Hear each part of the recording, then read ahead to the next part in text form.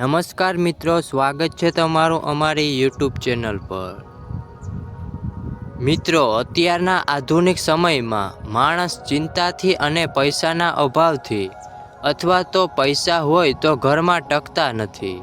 અચાનક ઘરમાં બીમારી આવવી, ધંધામાં બરકત ના થવી કે નોકરીમાં પગાર ના વધવો, આવી ઘણી બધી સમસ્યાઓથી ખૂબ પરેશાન થયેલો છે।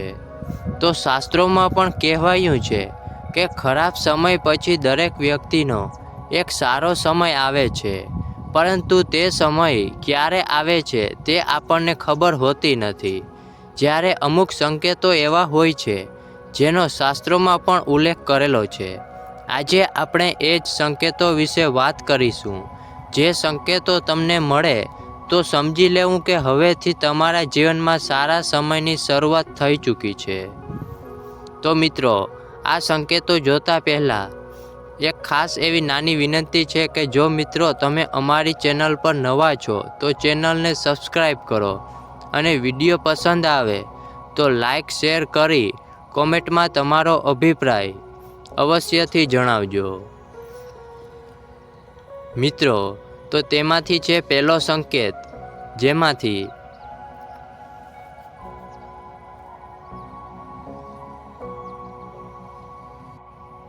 પૂજા દરમિયાન જો ભગવાનની મૂર્તિ પર મૂકેલું ફૂલ કે પાન તમારી સામે પડે તો તેનો અર્થ છે કે ભગવાન તમારાથી પ્રસન્ન છે અને તમારી મનોકામના જલ્દી પૂરી થશે।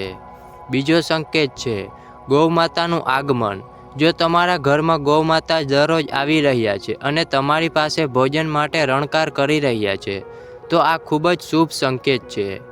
ત્રીજો સંકેત છે સપનામાં મંત્રો સાંભળવા। જો તમે તમારા સપનામાં મંત્રો સાંભળો છો, જેમ કે રામ, તો આ ખૂબ જ શુભ માનવામાં આવે છે। જો ઓમ મંત્ર સંભળાય તો તે પણ સકારાત્મક વાત છે। સપનામાં મંત્ર, ઘંટડી અને શંખનો અવાજ સાંભળવો ખૂબ જ શુભ સંકેત માનવામાં આવે છે। ચોથો સંકેત છે ગળમાં બાળકનું હોવું। કહેવાય છે કે બાળકમાં ભગવાનનો વાસ હોય છે। જો નાના બાળકો તમને જોયા પછી અચાનક દાંત કાઢે છે અથવા તો તમને કંઈ સકારાત્મક વાત કહે છે તો આ એ વાતનો સંકેત છે કે તમારા જીવનમાં સકારાત્મક વસ્તુઓ બનવા જઈ રહી છે। પાંચમો સંકેત છે બ્રહ્મ મુહૂર્તમાં ઊંઘ ઉડી જવી। એવા ઘણા લોકો છે જેમની નિયમિત રૂપથી જાગતા પહેલાં આંખો ખુલી જાય છે। જો તમારી ઊંઘ બ્રહ્મ મુહૂર્તમાં ઉડી જાય છે, એટલે કે સવારે 3 વાગ્યાથી 5 વાગ્યાની વચ્ચે તમે જાગો છો તો તમારા જીવનમાં મોટો ફેરફાર થવાનો છે। તેનો અર્થ એ છે કે તમને જીવનમાં યોગ્ય રાહ મળવાની છે। છઠ્ઠો સંકેત છે શરીરના અંગોનું ધ્રુજવું। પુરુષના જમણા અંગનું ધ્રુજવું ખૂબ જ શુભ માનવામાં આવે છે, પછી તે જમણી આંખ હોય કે જમણો હાથ। આ એક શુભ સંકેત છે। તેનાથી ઊંધું સ્ત્રીઓમાં જો ડાબું અંગ ધ્રુજતું હોય તો તે સારો સંકેત છે, એટલે કે સ્ત્રીમાં ડાબા હાથનું ધ્રુજવું એ ખૂબ જ શુભ સંકેત માનવામાં આવે છે। પુરુષોમાં જમણા હાથનું ધ્રુજવું શુભ સંકેત માનવામાં આવે છે।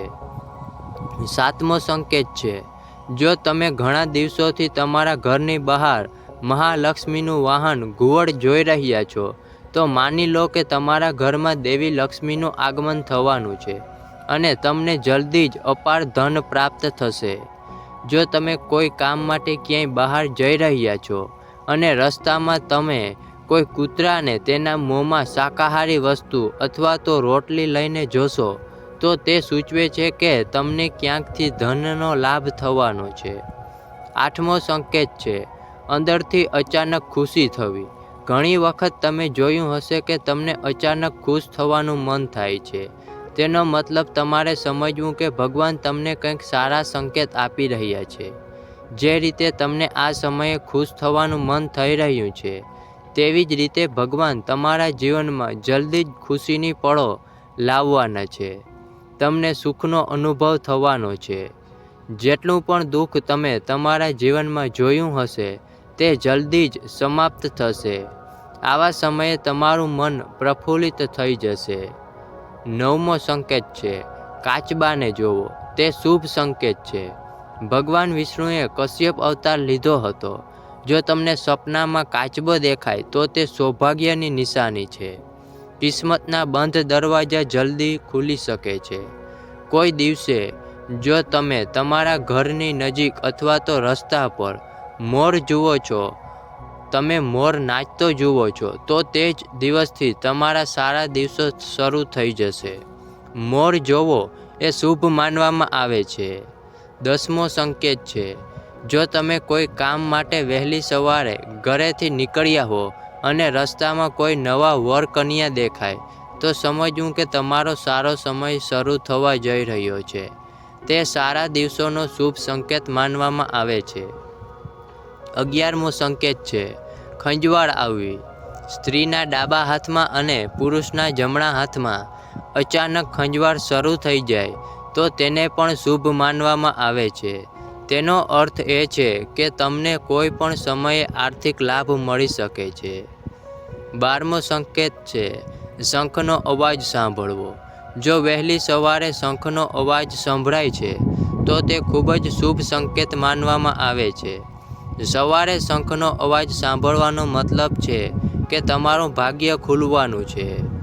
13મો સંકેત છે. જો તમે યાત્રા કરી રહ્યા હો અને તે દરમિયાન તમને સાપ અને વાંદરો દેખાય છે, તો તે ખૂબ જ શુભ માનવામાં સંકેત છે. તમારા જીવનની આર્થિક તંગી દૂર થવા જઈ રહી છે. તમારી પાસે ધનનું આગમન થવાનું છે. જો તમે રાત્રે આકાશમાં તારાઓ કરતા જુઓ છો, તો તે તરત જ કોઈ ઈચ્છા વ્યક્ત કરો અને બે માન્યતા અનુસાર તે ઈચ્છા 30 દિવસમાં પૂરી થઈ શકે છે.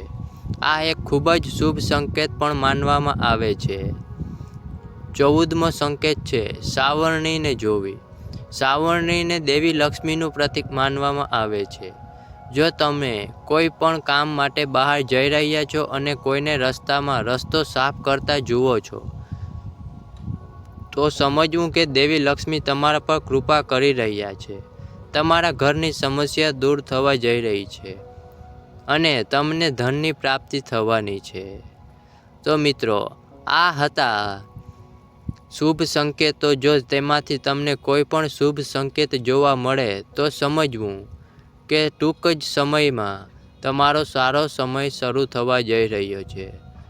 તો મિત્રો, કેવો લાગ્યો તમને આ વિડીયો? કોમેન્ટમાં અવશ્યથી જણાવજો. અને અમારી ચેનલ પર નવા હો તો ચેનલને સબસ્ક્રાઈબ અવશ્યથી કરજો. અને વિડીયો ગમ્યો હોય તો લાઈક શેર કરી સબસ્ક્રાઈબ અવશ્યથી કરજો.